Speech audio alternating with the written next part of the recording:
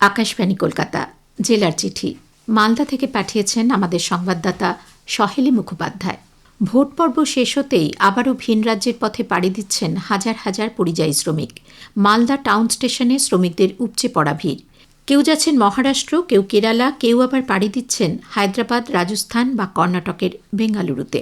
আমের জেলা মালদায় এবার প্রকৃতির জোড়ামার। একদিকে যেমন তাপপ্রবাহ বা হিটওয়েভে শুকিয়ে যাচ্ছে আমের বোঁটা, অন্যদিকে তেমনই শুরু হয়েছে মারাত্মক দোয়ে পোকা বা দুধিয়া পোকার আক্রমণ। গত কয়েকদিনের অসহনীয় গরমে জেলার বিঘার পর বিঘা আমবাগান এখন পোকার দখলে, ফলে আম বড় হওয়ার আগেই ঝরে পড়ছে সব। যা নিয়ে দিশেহারা জেলার আম চাষি ও ব্যবসায়ীরা। জেলার কোতোয়ালি, মিল্কি, পীরগঞ্জ এলাকার চাষিদের অভিযোগ, তীব্র গরম পড়তেই আম গাছগুলোর ডাল ও ফলে সাদা রঙের গুটি গুটি পোকার উপদ্রব বেড়েছে। এই পোকাগুলি মূলত আমের বোঁটা এবং কচি ফলের রস শুষে নেয়। রস শুকিয়ে যাওয়ার ফলে আম কালো হয়ে ঝরে পড়ছে। অনেক বাগান মালিকই জানাচ্ছেন, আমের মুকুল দেখে এবার বাম্পার ফলনের আশা করেছিলেন তারা। কিন্তু আবহাওয়া পরিবর্তনের সঙ্গে সঙ্গে পোকার এই বাড়বাড়ন্ত সব স্বপ্ন চুরমার করে দিচ্ছে। মালদা জেলা উদ্যান পালন ও বাগিচা দপ্তর সূত্রের খবর, চলতি বছর জেলায় প্রায় 33,000 হেক্টর জমিতে আম চাষ হয়েছে। এবার প্রায় 4 লক্ষ মেট্রিক টন আম উৎপাদনের লক্ষ্যমাত্রা ধরা হয়েছিল। কিন্তু বর্তমান পরিস্থিতিতে সেই লক্ষ্যমাত্রা পূরণ হবে কিনা তা নিয়ে যথেষ্ট সন্দেহ প্রকাশ করছেন আধিকারিকরা। অনুকূল আবহাওয়ার অভাবে এবং পোকার উপদ্রব না কমলে আম উৎপাদনের গ্রাফ অনেকটাই নিচে নামতে পারে। পরিস্থিতি মোকাবিলায় জেলা উদ্যান পালন দপ্তর থেকে দ্রুত পদক্ষেপ নেওয়া হচ্ছে। আধিকারিকরা আম চাষিদের বেশ কিছু জরুরি পরামর্শও দিচ্ছেন। রাজ্য সরকারের কাছেও দ্রুত ত্রাণের বা সাহায্যের আবেদন জানিয়েছেন ক্ষতিগ্রস্ত চাষিরা। আমের ফলন কমলে শুধু চাষিরা নন, এর প্রভাব পড়বে সরাসরি সাধারণ মানুষের পকেটেও, কারণ বাজারে আমের দাম আকাশ ছোঁয়া হওয়ার আশঙ্কা বাড়ছে।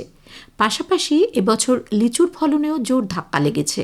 এর কারণ হিসেবে জেলা উদ্যান পালন দপ্তরের আধিকারিক সামন্ত লায়েক জানিয়েছেন, গত অক্টোবর-নভেম্বর মাসে মালদায় যে বৃষ্টি হয়েছিল, সেই বৃষ্টিতে মালদায় লিচু চাষের ব্যাপক ক্ষতি হয়েছে। 50% বেশি ফলন কম হয়েছে। ফলে এবছর মালদায় লিচুর দাম অনেকটাই চড়া হবার আশঙ্কা। ফেলে দেওয়া লোহার সামগ্রী থেকে কোটি কোটি টাকা আয় করে রেকর্ড সাফল্য করল পূর্ব রেলের মালদা রেল ডিভিশন। মাত্র এক বছরে 2025-26 অর্থবর্ষে স্ক্র্যাপ বিক্রি করে আয় 26 কোটি টাকা।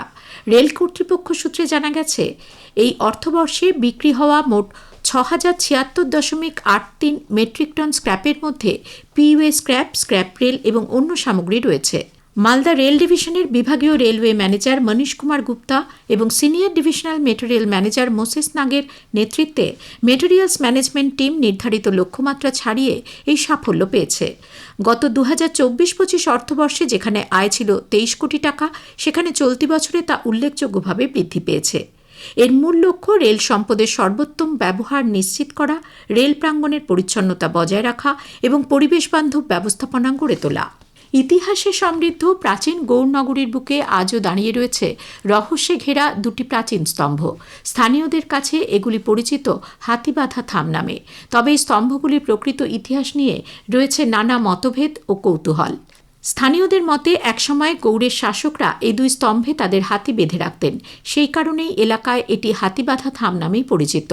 এই স্থানের দেখভালের দায়িত্বে থাকা এক স্থানীয় বাসিন্দা কৌশিক দাস জানালেন, ছোটবেলা থেকেই শুনে আসছি এখানে নাকি গৌড়ের রাজাদের হাতি বেঁধে রাখা হতো। সেই কারণেই এই নামটি প্রচলিত। শুধু গৌড় বা পান্ডুয়া নয়, মালদা জেলার বুকে রয়েছে শতাব্দী প্রাচীন শাসনের আরও ইতিহাস। মানুষের কাছে বহু চর্চিত না হলেও এই জায়গাটি একসময় গুরুত্বপূর্ণ স্থান ছিল পাল রাজাদের সময়। মালদা শহর থেকে প্রায় 41 কিলোমিটার দূরে অবস্থিত জগজীবনপুর গ্রাম। ব্রিটিশ আমল নয়, 1987 সালে কৃষিকার্য করার সময় স্থানীয় এক কৃষকের হাতে হঠাৎই খোঁজ পাওয়া যায় শতাব্দী প্রাচীন এক তাম্রফলকের। সেই থেকেই অস্তিত্বের সন্ধান মেলে পাল ইতিহাসের। এরপর সেখানে খনন কার্যে বেরিয়ে আসে শতাব্দী প্রাচীন বৌদ্ধবিহারের ধ্বংসাবশেষ। ইতিহাসবিদ কৃষ্ণমোহন মণ্ডল জানান, তাম্রফলকের লেখায় জানা যায় বজ্রদেবের অনুরোধে সম্রাট মহেন্দ্র পাল বৌদ্ধ ভিক্ষুদের এই জমি দান করেছিলেন। নবম শতকে পাল সম্রাটরা উত্তর ভারত, উত্তর পূর্ব ভারত, নেপাল, বাংলাদেশ সহ বিস্তীর্ণ অঞ্চলে শাসন করতেন এবং সেই সময় জগজীবনপুরের এই বৌদ্ধবিহার বৌদ্ধ ধর্মের গুরুত্বপূর্ণ কেন্দ্র হয়ে উঠেছিল। জেলার চিঠি শেষ হল। মালদা থেকে এটি পাঠিয়েছেন আমাদের সংবাদদাতা সহেলী মুখোপাধ্যায়।